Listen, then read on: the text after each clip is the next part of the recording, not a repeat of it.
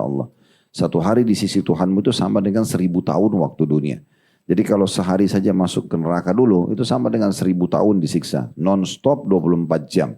Sampai dosanya bersih, baru dia bisa keluar, baru masuk ke dalam surga. Dan memang mereka akan masuk ke dalam surga. Sebagaimana disebutkan dalam hadis Nabi SAW, akan dikeluarkan nanti orang-orang yang dalam hatinya seperti biji sawi dari keimanan. Lalu mereka akan diceburkan di sungai kehidupan namanya. Di depan pintu surga, di mana mereka hangus, mereka rusak badannya, lalu mereka akan tumbuh seperti tumbuhnya tanaman-tanaman yang ada di pinggiran saluran air.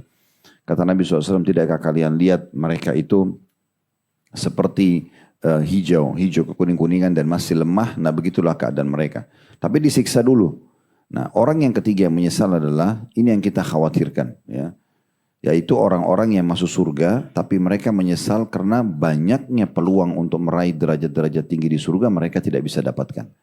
Ya, karena malasnya saja, malas ibadah, malas puasa Syawal, malas puasa Senin Kamis, malas misalnya sholat malam, malas sholat duha, malas zikir pagi petang, malas baca Quran setiap hari, malas rutinitas untuk sedekah walaupun sedikit rutin setiap hari. Misal contoh, malas untuk berbakti dengan orang tuanya walaupun hanya sekedar menanyakan kabar atau yang semisalnya. Maka ini nanti akan membuat menyesal.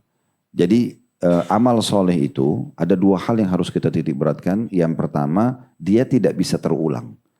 Kata sebagian ulama salaf, ada amal-amal soleh yang Allah terima di malam hari, tidak diterima di siang hari dan pagi hari. Dan ada amal di siang dan pagi yang siang hari tidak diterima di malam hari. Contoh misalnya sholat duha. Tadi contoh ada di antara kita yang tidak sempat sholat duha. Berdosakah? Tidak. Kena amal sunnah.